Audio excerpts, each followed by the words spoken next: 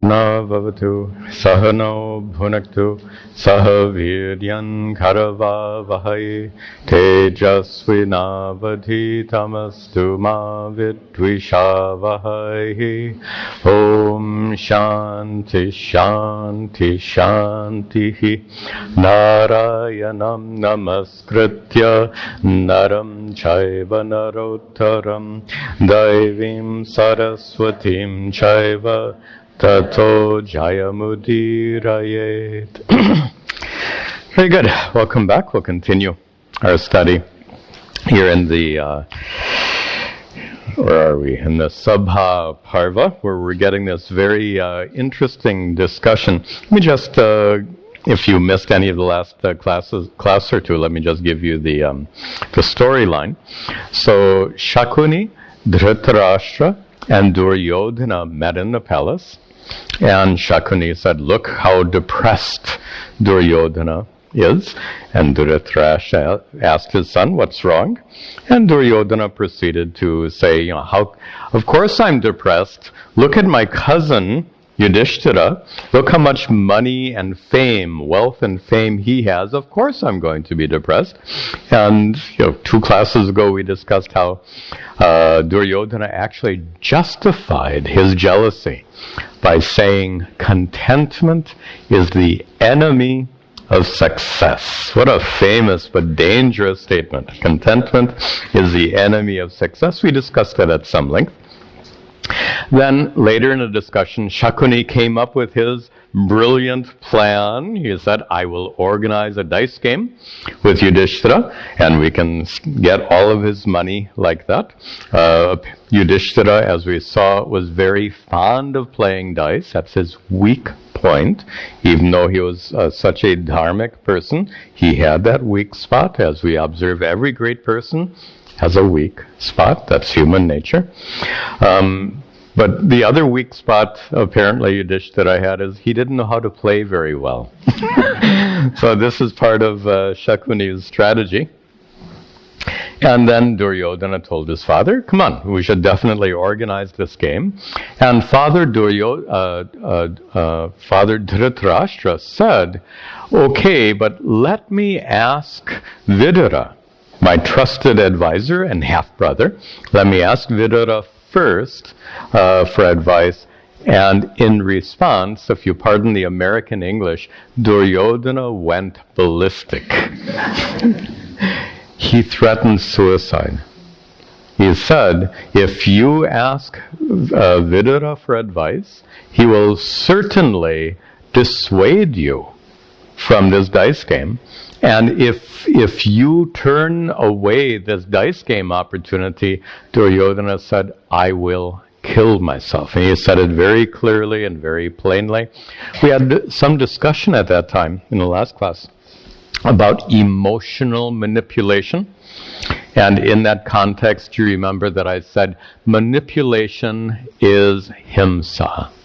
Manipulation, emotional manipulation, is a form of himsa, harm. Now, after that, somebody asked a really good question. That is, in a family, there are all kinds of little subtle manipulations going on. Like when the kids are coming towards college age, parents will encourage the kids, why don't you go for engineering, why don't you go for medicine, etc., etc. And the question is this manipulation? And that's a really good question. So your teenager is being encouraged towards a good profession. Is that manipulation? The hallmark of manipulation, nice English word, coercion. Coercion means being forced to do something against your will. That's manipulation.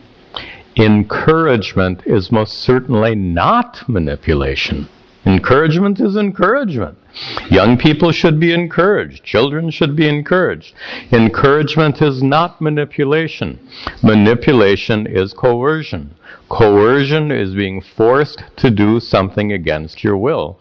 And in that example, if this 18-year-old says, do you know, I've thought it over a great deal, and I really want to study history. Now, parents can be encouraging. Parents have a duty to say, you know, you may not get much of a profession with that, etc., etc. And parents have a duty to share that information. But here's where it crosses the line. After that discussion, after the encouragement, and after discussing the consequences, if that young person is still absolutely committed to study history, and if the parents try to emotionally blackmail their 18-year-old into studying medicine or engineering or something, that is himsa. You see where it crosses the line? Coercion. Being forced to do something against your will. Notice that's an example with an 18-year-old who is an adult, who thinks like an adult. That doesn't, not with children, right? You know, younger children, you have to be forceful and directive. That's, you know, if the child says, sorry to go on and on about this, but a 7-year-old says, I don't want to go to bed, and you say, no, you are going to bed. That's coercion. You know, you're forcing the child to do something against his will. That is coercion. But with a 7-year-old, it's absolutely appropriate. It's for the welfare of the child to get a good rest. So we have to, if we use this word manipulation and call it himsa, then we have to really understand very clearly what kind of manipulation are we talking about. And we're talking about using emotional blackmail to force an adult to do something against their will. So we're very clear about it. Again, that's just to add to our discussion from last week. Now to go into today's discussion. After the suicide threat, Duryodhana gave in. He caved in, as we say in American English, and he ordered his architects to go ahead and build a grand hall for the dice game to take place. But Dhritarashtra still had a need to meet with Vidura because he is habituated to getting Vidura's advice on everything. Even though he's made up his mind, he's given the instructions to build the hall. Even though he's made up his mind already, he's calling his minister for advice. You see the problem there, right? You're supposed to call the minister before you've made up your mind. Anyway, this is the situation. Vidura arrives in the palace, and naturally Vidura says, King, this is absolutely the wrong thing to do. And that brings us up to where we left off. We had seen where Dhritarashtra replies now to Vidura. We saw this first verse, but this is a good place to begin. We saw this at the very end of the last class, but it's a good place for us to begin today. Dhritarashtra vacha, Dhritarashtra Kshatta putreshu putrarme, Kshatta putreshu putra Kalaho nabhavishyati, Kalaho Devi Deva prasaram naha, Devi Deva prasaram, Karishyanti na samshayaha, Karishyanti na samshayaha. Kshattaha, O Vidura. Remember, Kshatra is the son of a maid. So he's addressing Vidura very casually. Kshattaha, O Vidura. Putreshu putraihi me kalaha. Kalaha is conflict, fighting. Fighting, nabhavishyati, will never take place. Fighting will never take place. Putreshu, amongst my sons. Putraihi, with their sons, with his sons, with the sons of Pandus. So, me putreshu, amongst my sons, putraihi, with the sons of Pandus, kalaha na bhavishyati, fighting or conflict will never take place. Is that reasonable? I mean, many of is it possible for siblings to never fight? Come on. And siblings always fight. And what about with cousins? It's inevitable that fighting and conflict takes place amongst siblings and cousins. So what is Dhritarashtra saying here? This we discussed very briefly at the end of the last class. This is called rationalization. Rationalization, remember the context. Dhritarashtra intellectually knows that the dice game is bad news. This is his buddhi. Buddhi, intellect, knows that the dice game will result in tragedy. That's what his buddhi tells him. What does his heart tell him? Head and heart. His intellect tells him, no dice game. What does his heart tell him? And especially when his son threatens suicide, his heart tells him that he must have the dice game. This is interesting to observe. The central conflict of the entire Mahabharata, we generally think as the battle between the Pandavas and Kauravas. But in a manner of speaking, the real conflict of the entire Mahabharata is not between the Pandavas and Kauravas. It's this conflict between head and heart, between buddhi, intellect, and emotions. This is the central conflict of the entire story of the Mahabharata. And Dhritarashtra is conflicted. Why is he conflicted? There's a lack of alignment. His intellect is going one way. His emotions are going the opposite way. This is inner conflict. We all know it well because it's a very common situation. How do we respond to this conflict is crucial in our lives. We all have this conflict. We all have times when our intellect says one thing and our emotion says another. That happens to every one of us.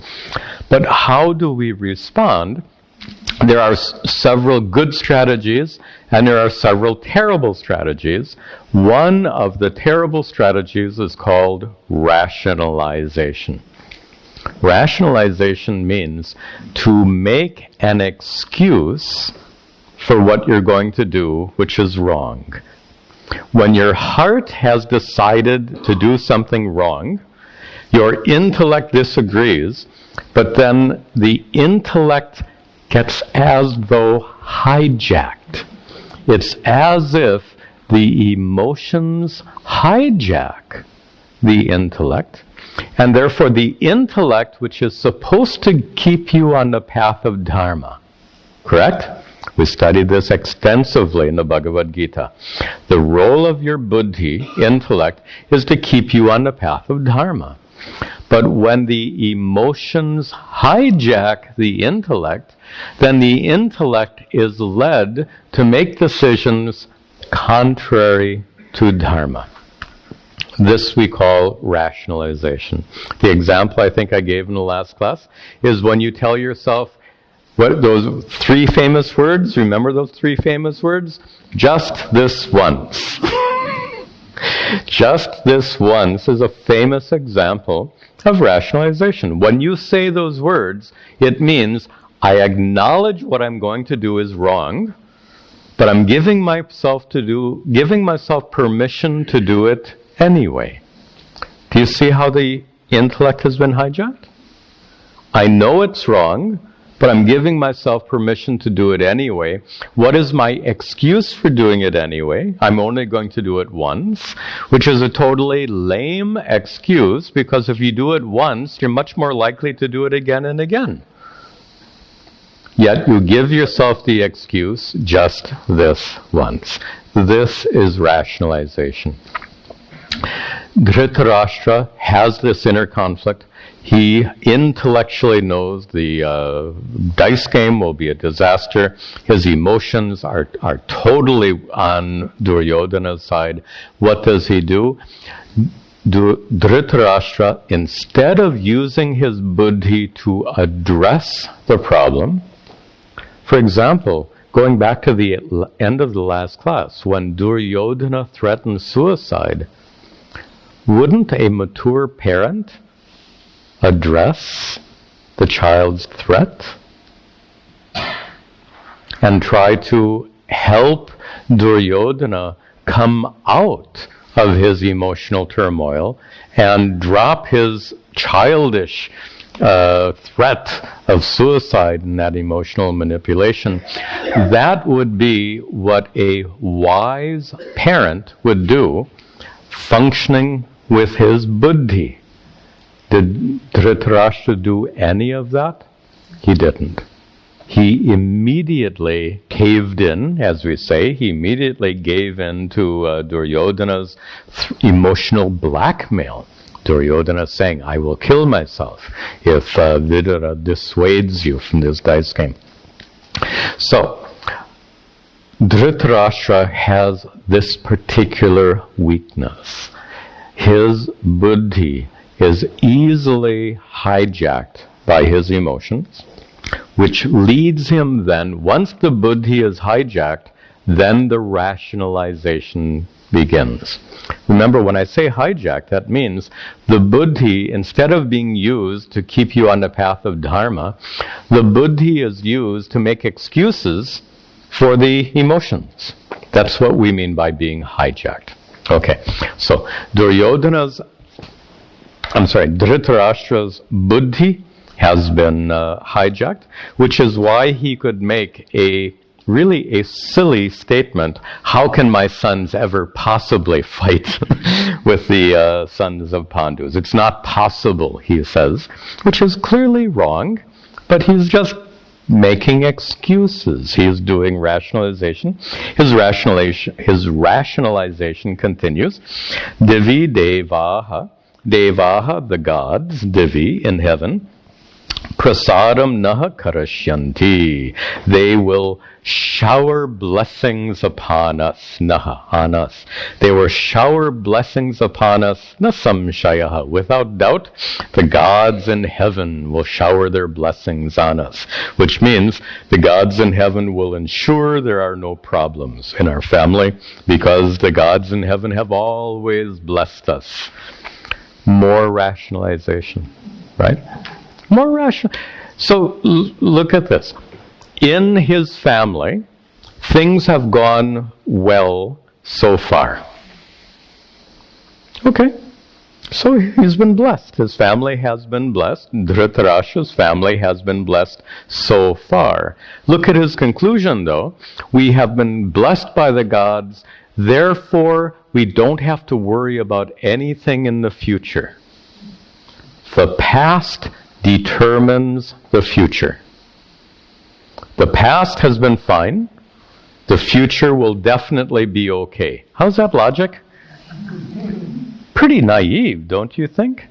Well, that's a hallmark of rationalization. The buddhi, instead of being used properly to keep you on the track of dharma, the buddhi starts inventing all kinds of lame excuses for doing the wrong thing. And here's another lame excuse.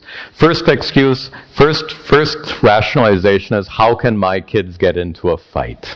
It was just naive. Second excuse is, the gods have blessed our family. We are a blessed family, therefore we have nothing to worry about in the future.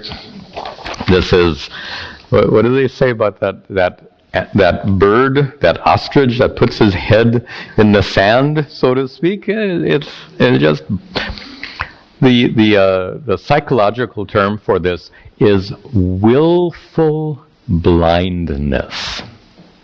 Good term. Willful blindness. Choosing not to recognize a fact staring you in the face. willful blindness. If an individual does it, it's an individual problem. If a country does it, as it's happened so many times, willful blindness leads countries. Willful blindness leads individuals into conflict. Willful blindness leads countries into war. Okay, enough said. Let's continue.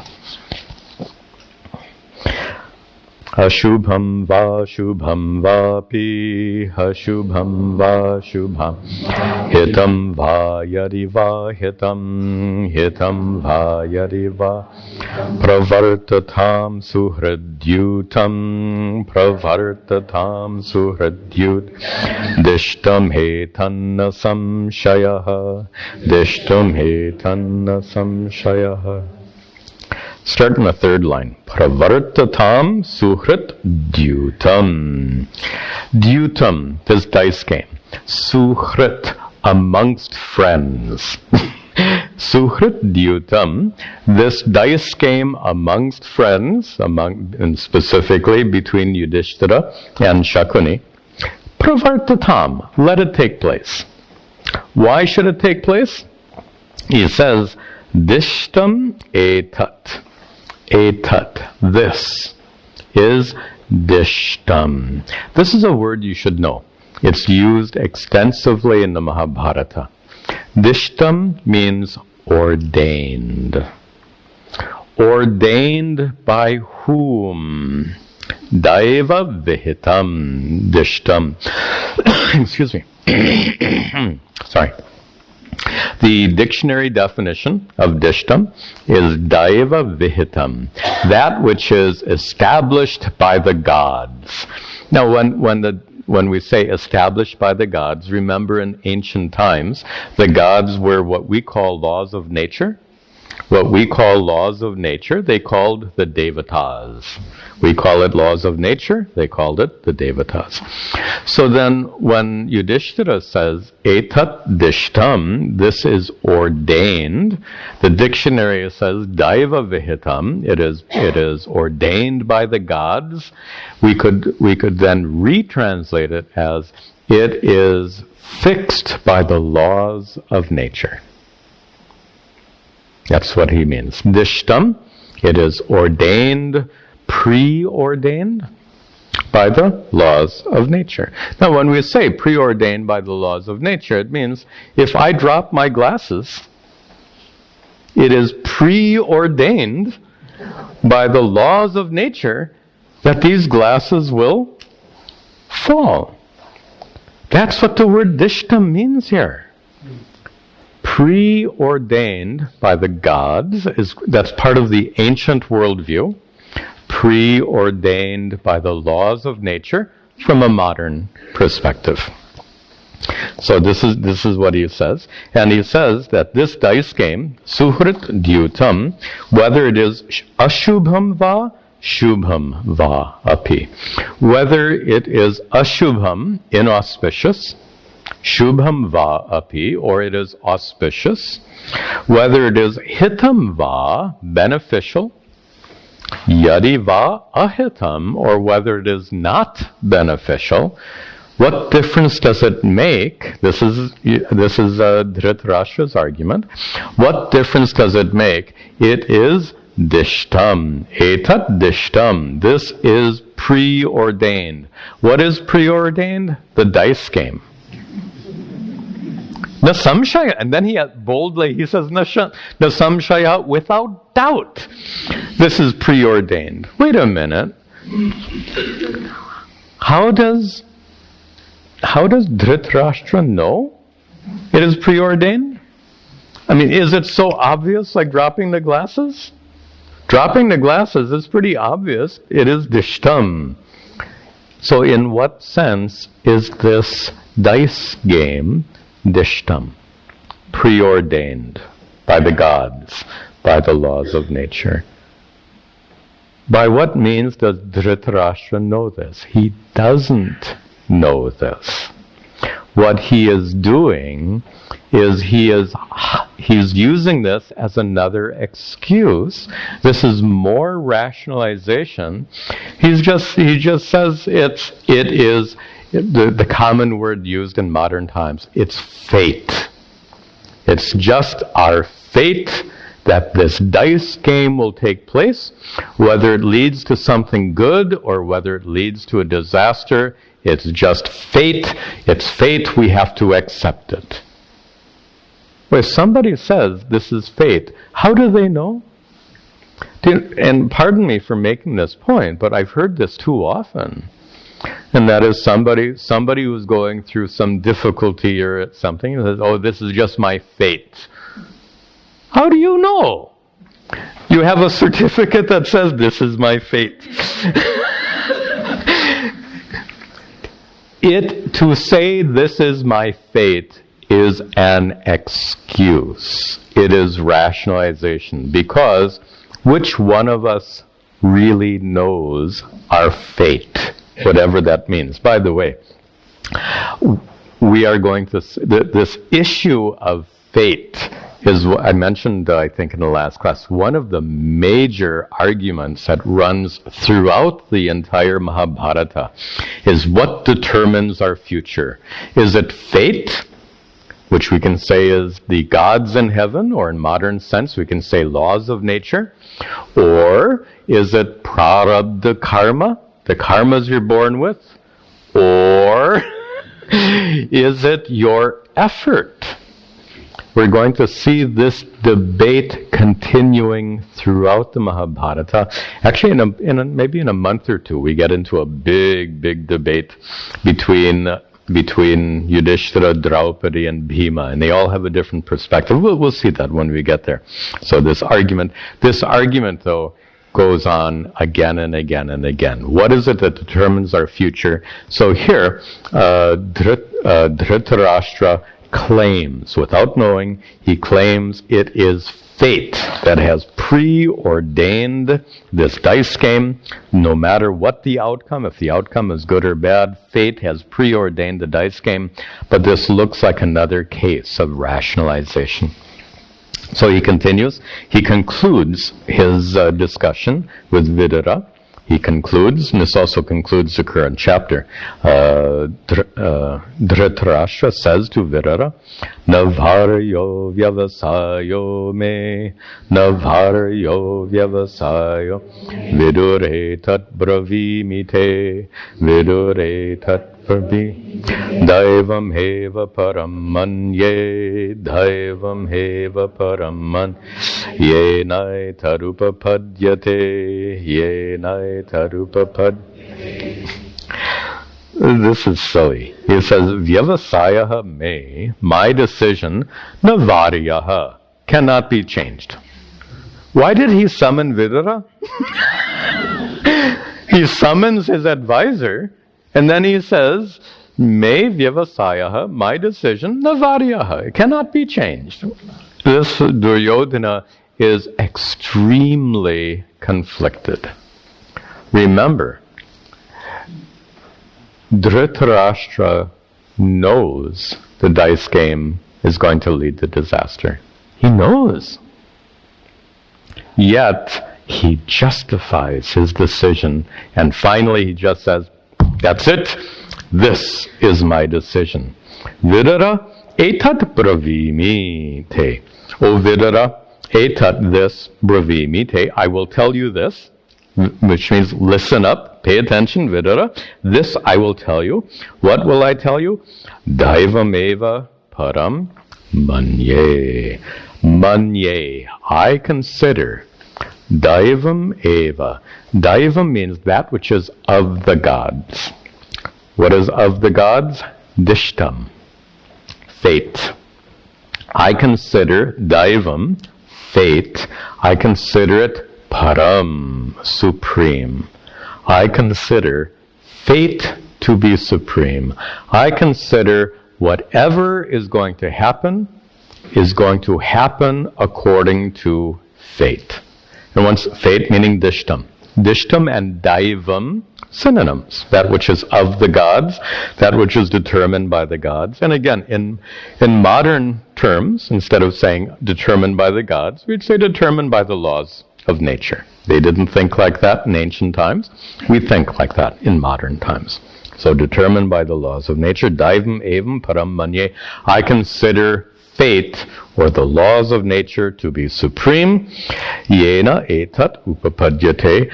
The laws of nature, the fate, due to which etat upapadyate, this dice game will take place. I consider that this dice game will certainly take place due to fate, which is supreme. By the way, this really shows, if when we get into this debate over what rules your life, we'll find different characters have different perspectives. So some characters will say effort is supreme.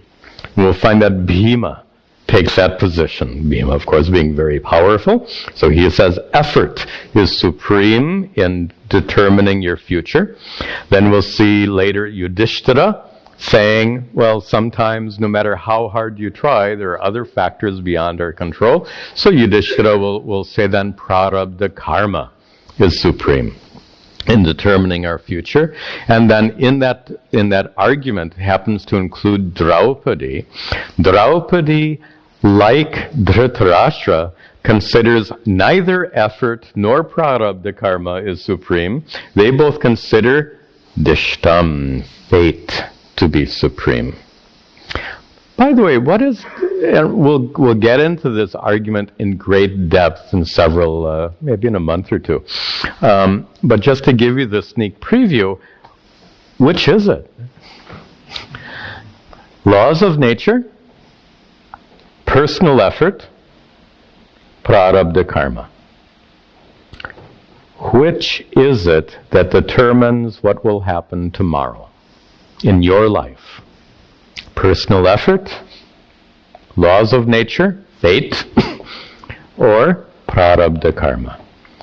The problem with the argument is saying it's only one of three, because a mature understanding will demonstrate all three factors count.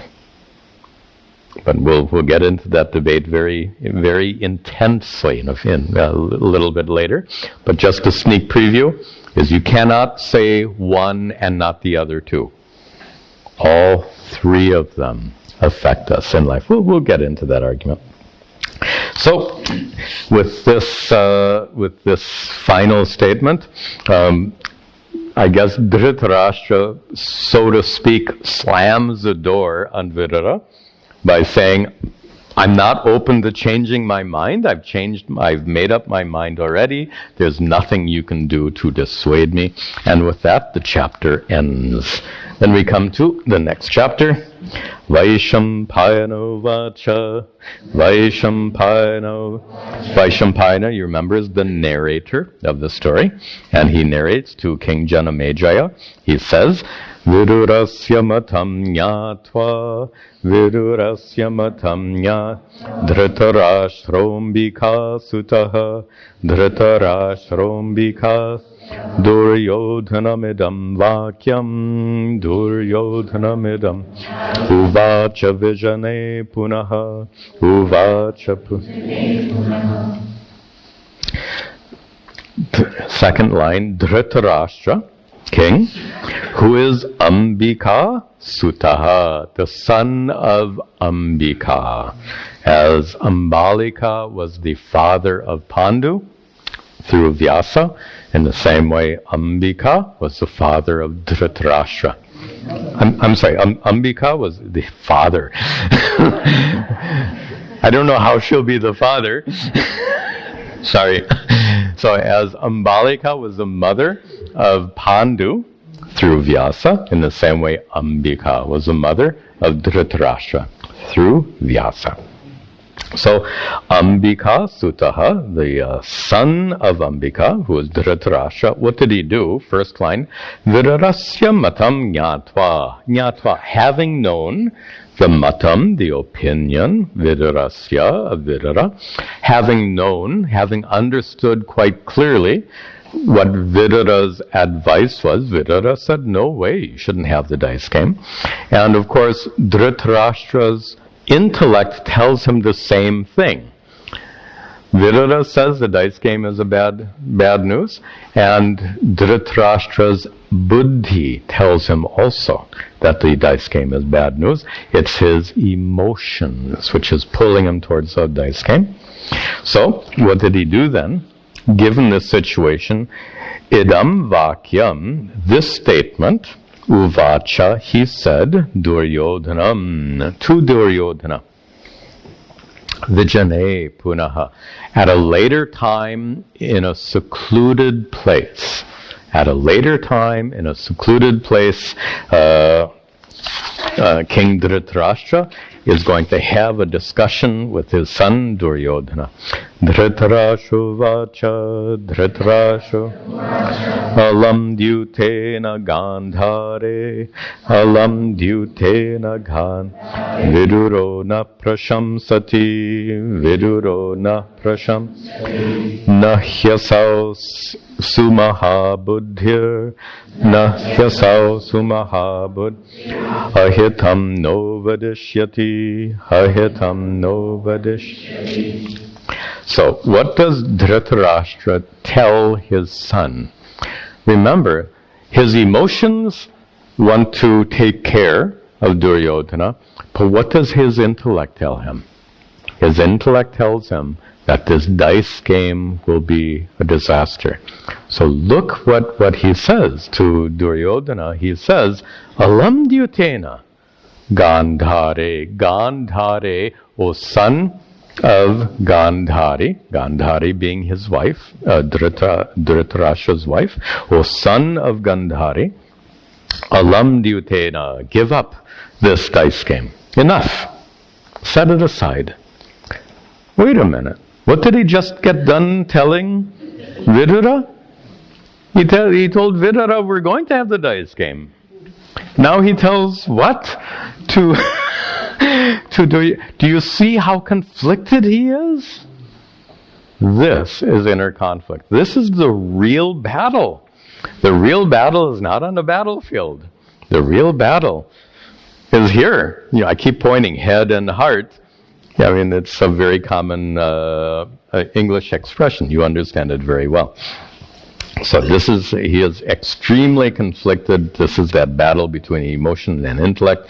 He says, Viduraha na prashamsati. Vidura does not like this dice game. He doesn't praise the dice game. He doesn't approve of the dice game.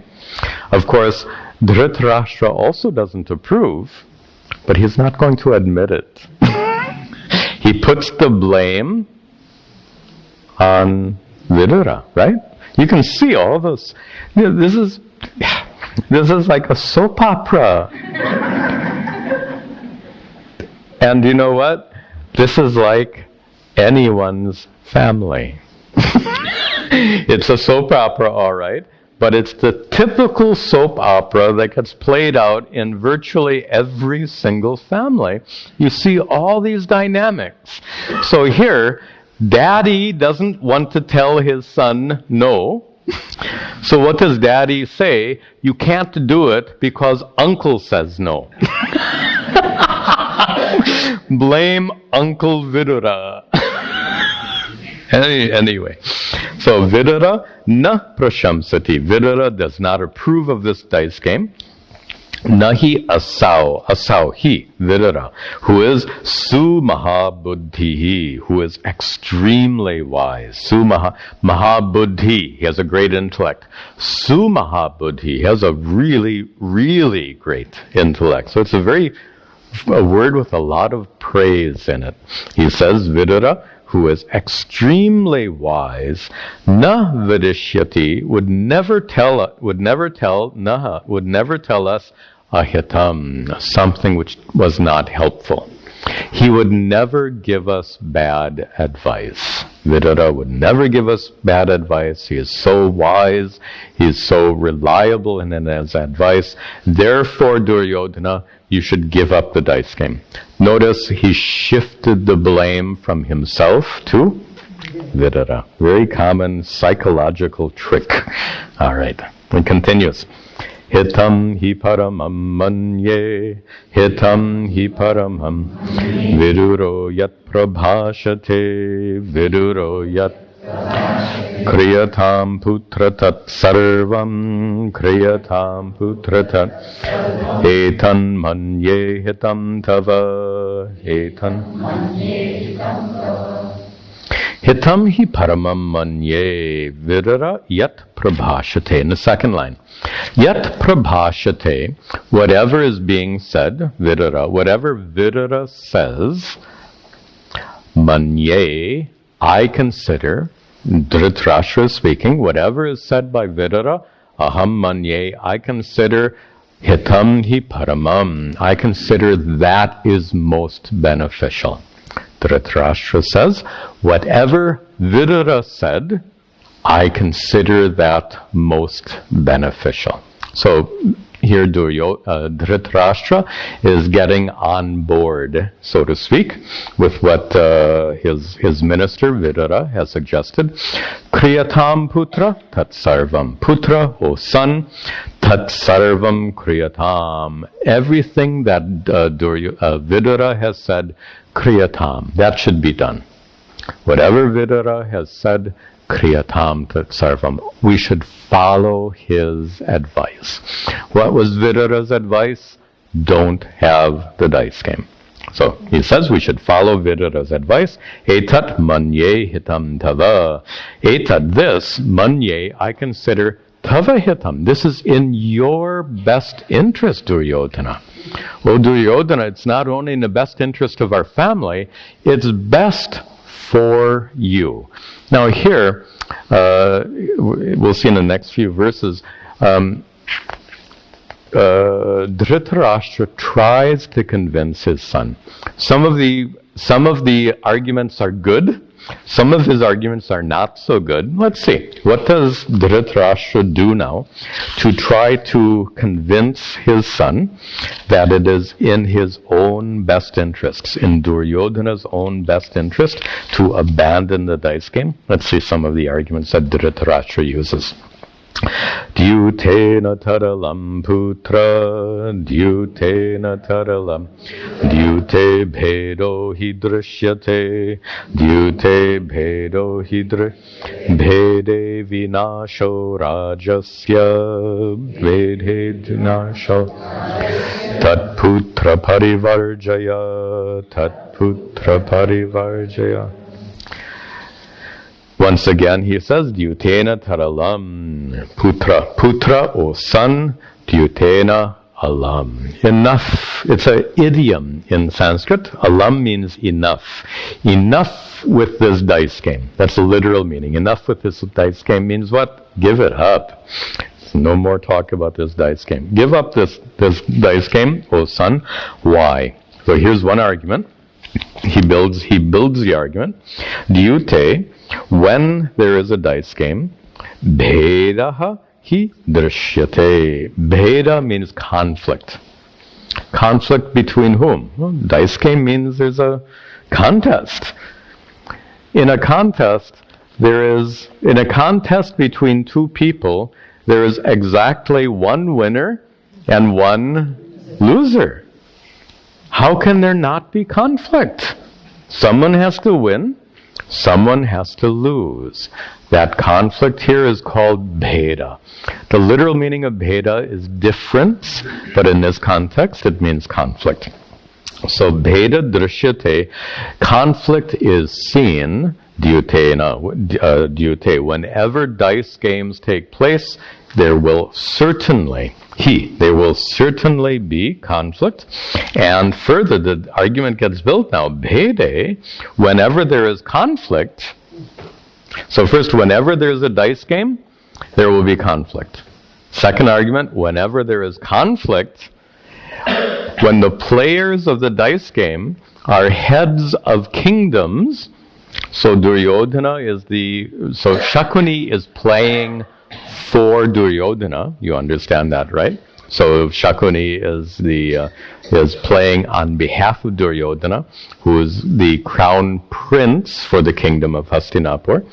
Meanwhile, in Indraprashta, where remember that Yudhishthira and the Pandavas were given half the kingdom.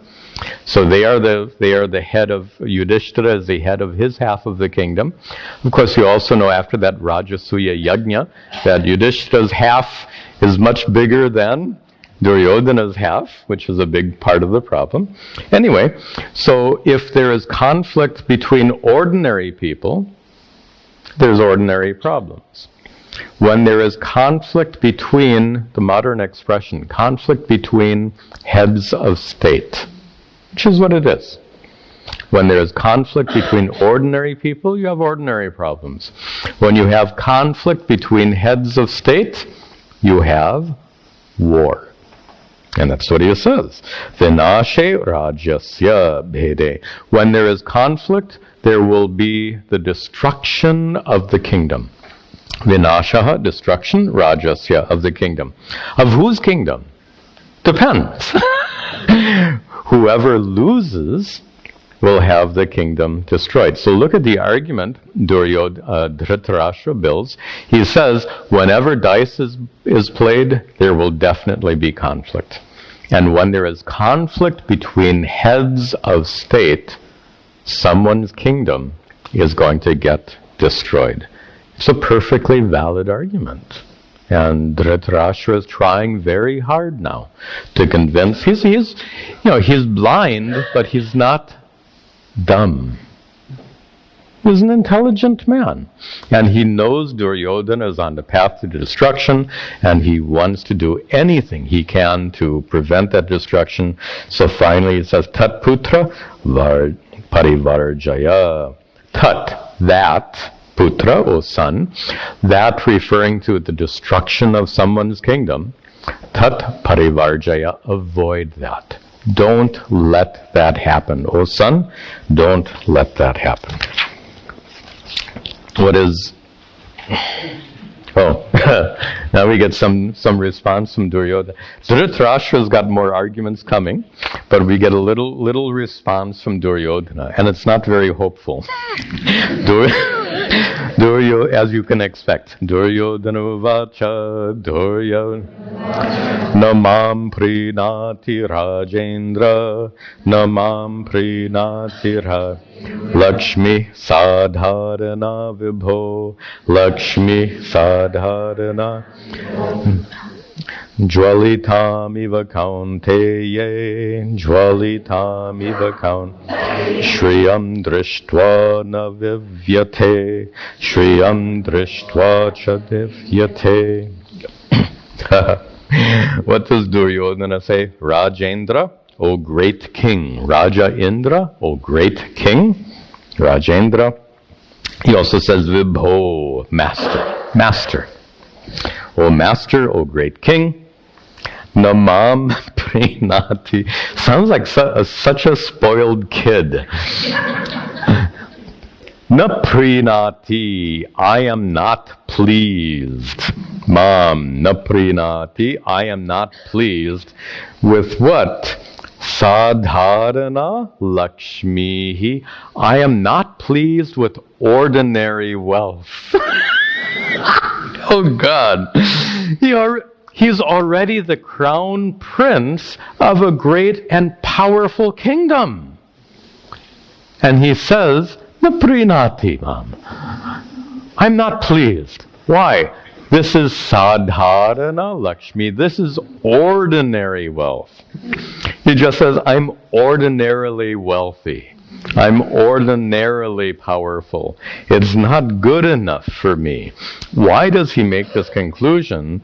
He says, look, Kaunteye, in Kaunteya here, son of Kunti, referring specifically to Yudhishthira. Kaunteye, in Yudhishthira, there is Shriyam, wealth, which is jwalitam iva, which is shining so brightly.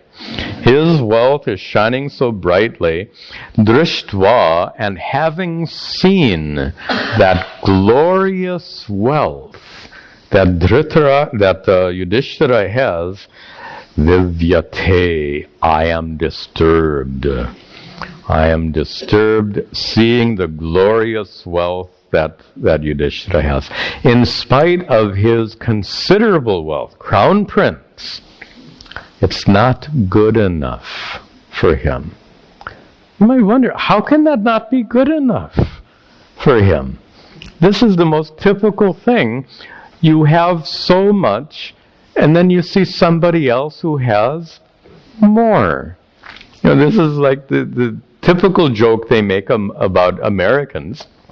Is, you know, you've got a nice house, you've got a nice car in the driveway, then your neighbor gets the latest model Lexus. Your car is 5 years old. They got a brand new Lexus. You're thinking, gosh, we should have a Lexus. Well, what a typical story. Whatever you have doesn't seem to be enough, and this is the problem of wealth. Let's talk about this for a minute, because this is one of the fundamental teachings of Vedanta that we see taught again and again in the Mahabharata. It's the problem of seeking contentment through worldly acquisitions, which, by the way, is normal, right? What do quote normal people do? Quote normal people seek contentment through worldly acquisitions and accomplishments. Correct? We call this normal. Normal is a guarantee for misery. Because seeing your neighbor has a Lexus, you buy a Lexus, and then what do you see next week? Next, in your neighbor's parking lot, in your neighbor's driveway, he's got the Lexus there. Now he's also got this Mercedes-Benz. Now what do you have to do? The stakes keep going up. Where will you ever get contentment through acquiring more? Contentment means content, but be clear. What is contentment? Is contentment having X amount, or is contentment the peace in the absence of desire? Right? Contentment is not a certain level of acquisition. Why? Whatever level you have, somebody will have more. You know you can get more. So whatever level of acquisition you acquire, that will never be contentment. Contentment is the inner peace one finds when there are no desires, in the absence of desire. Contentment, simply put, is the absence of desire. The presence of desire is what causes suffering. And to be honest, the more you have, the more you want. So how will you ever put an end to desire? When we studied the Bhagavad Gita, you remember that I told you one of the many words for fire. This is a metaphor. We're talking about lack of contentment, always wanting more, always wanting more, always wanting more. One of the many words for Agni, fire, is an-alam. Now in the past verses we just saw alam twice. Alam means enough. An-alam means not enough. That's a word for fire. That's a noun that describes fire. Fire is an-alam. Fire is never content. Alam, by the way, if you were having dinner at somebody's home where they spoke Sanskrit, not many homes speak Sanskrit. If your plate was full and you spoke English, you'd say, this is enough. If you were in North India, you had enough food, you'd say bus. I think in South India, santosham, I think. Something like that. So yeah, every place, different words they'll use. In Sanskrit, alam. If you want more, analam. You wouldn't say analam, but you get the idea. Analam is the opposite of alam. I want more. Well, look at the metaphor. If you're putting wood into a fire, just as someone is putting food on your plate, if someone's putting food on your plate, eventually you will say alam. If you're putting fuel into a fire, if the fire could speak, when will it say alam? That's it. And this is the metaphor used. Desire is compared frequently to fire. Why? Whatever you put into a fire gets consumed, and it's not enough.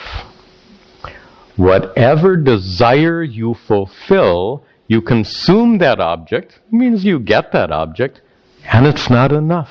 You want more. You get the Lexus, and it's not enough. You get the Benz, it's not enough. Whatever you get, it's not enough. It's interesting to think of these billionaires. Millionaires, not, with inflation, $1 million is not even that much money nowadays. So think about a billionaire. A billion is 1,000 million, right? That's not small change, as we say. 1,000 millions. So if you have a billionaire, you're wealthy. But then you look at somebody like Bill Gates. He's worth $50 billion. I only have 1 billion. What is the point? No matter how much you have, it's always possible to have more. There is no contentment to be found through worldly acquisition and accomplishment. This is one of the fundamental principles of spiritual life. In fact, it's with this recognition that spiritual life begins. Spiritual life begins with this specific recognition, and that is, contentment can never, ever be found through worldly acquisition and accomplishment. If you can't find contentment through worldly means, that's why we meet here on Saturday mornings, recognizing that contentment can be found through spiritual growth. Okay, enough said. So, Duryodhana is definitely stuck here with his desire, which is raging like a fire. Already he is crown prince, he's the inheritor of a vast kingdom. But his vast kingdom is not good enough, according to him. Why? He explains.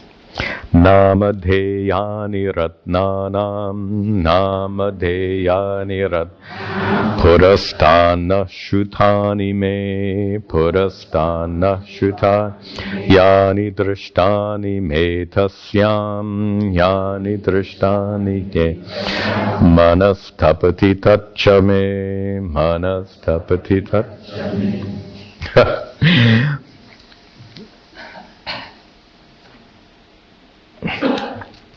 So let me give you the idea of this verse before. The words are all jumbled up.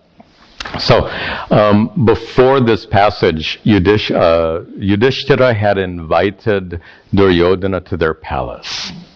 So Yudhishthira,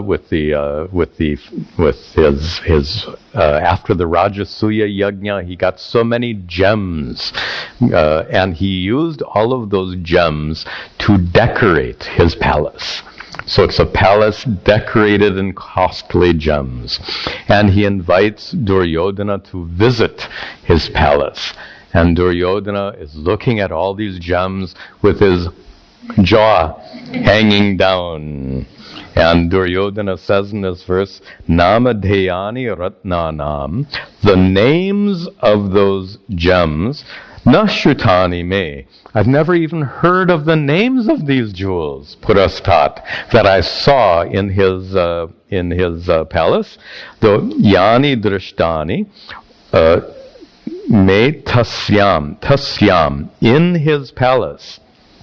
Yani Drishtani me, the gems that were seen by me in Yudhishthira's palace, I've never seen such gems.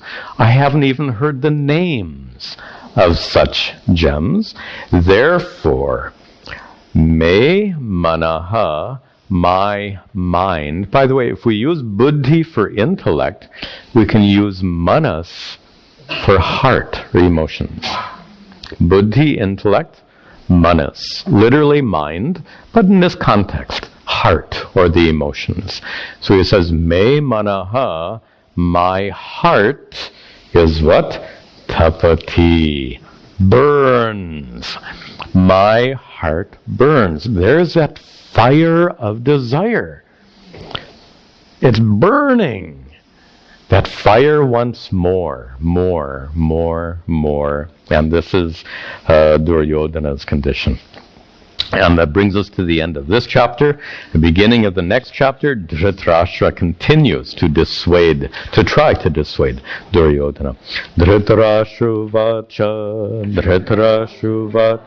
Tvam vai jeshto jaishtineyaha, Tvam vai jeshto jaishtineya, Putra mapandavan dvashaha, Putra mapandavan dvashaha, Dveshta hyasukam hadatte, Dveshta hyasukam hadat, Tathaiva nidhanam Tathaiva nidhanam. Yeah, Yathaiva, correct. All right. So, Dhritarashtra continues to try to dissuade his son, recognizing his son is on the path to destruction. Dhritarashtra comes up with several more arguments. Some of them are good arguments, some of them are not so good arguments. Let's see the first one. He says, Tvam vai, Duryodhana, Putra, he says in the second line, O son, Tvam, you, vai, indeed, you are Jeshtaha, you are the eldest son. Remember in those old times, there was a pecking order according to birth sequence, and the eldest son had the place of privilege.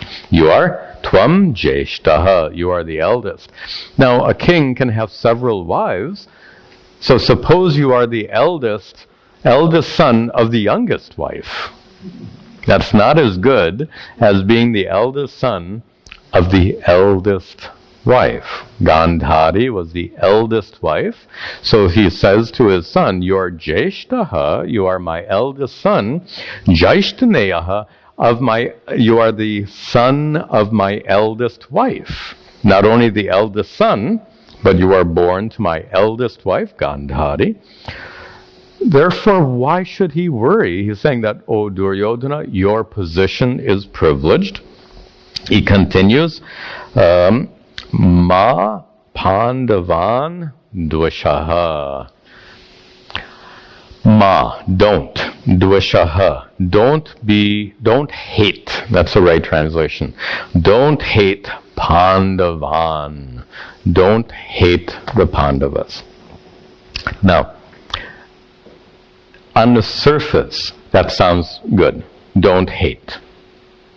It's like somebody's probably told you something like that. Oftentimes, if you're really angry, somebody says, don't be angry. If you're really sad, somebody says, don't be sad. Wait a minute. Is there a problem here? If you're really sad, and somebody says, don't be sad, how does that help? I mean, it helps at least the person acknowledges your sadness. Maybe if they give you a hug or something, you get something good out of it. But don't be sad doesn't help a bit. Why? Is being sad your choice? You didn't choose to be sad. You are sad. You're overcome by sadness. You have no choice over sadness. So if somebody says, don't be sad, that's not helpful. Honestly, it's not helpful because it's nothing you have control over. In the same way, if you're really angry and somebody says, don't be angry, hey, you're already angry. It's too late. That anger is burning inside of you. Can you just decide, okay, I'm going to stop being angry? It doesn't work. You have no control over it. So these are situations where the advice is well-meaning, no doubt. It just doesn't work. And that is how Dhritarashtra begins his advice. We're going to stop here. But he begins his advice to Duryodhana with this statement, Ma dvashaha, don't hate them. What can Duryodhana say? Okay, I'll stop hating them. There's no control over it. And this is a very important point. Before we conclude, please reflect on this. Do we choose our emotions? This is really important. No one chooses their emotions. Sadness is an emotion. Anger is an emotion. Hate is an emotion. We don't choose them, which means we have to have a better strategy for dealing with emotions. But simply, if somebody says, don't be sad, don't be angry, O Duryodhana, don't hate your cousins, those statements are useless. It doesn't work. If there's an emotional problem, the emotional problem has to be addressed. Some of Dhritarashtra's advice is better. This particular bit is not so good, but we'll see more when we meet next time. Okay, some closing announcements. Tomorrow, Sunday, we have our program for teenagers at 11 o'clock. Also at 11 is our Gita at Work study group. You're invited. At 5 o'clock tomorrow is our usual mindful awareness meditation at 5. At 6:15, I conduct a question-answer session, satsang, so please come join us tomorrow. One announcement I made in some other classes and haven't made in this class. For some time, we've been trying to organize a residential camp conducted by me at Arsha Vidya Gurukulam in Poconos.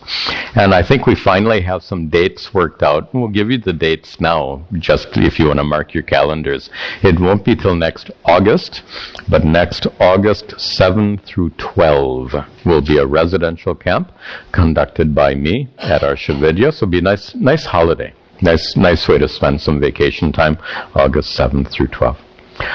Last week, we had a lot of volunteers stay back to help with the raking of leaves. Thank you. You got so much done. I'm very grateful for your support. Library will be open after class. We'll conclude with our prayers.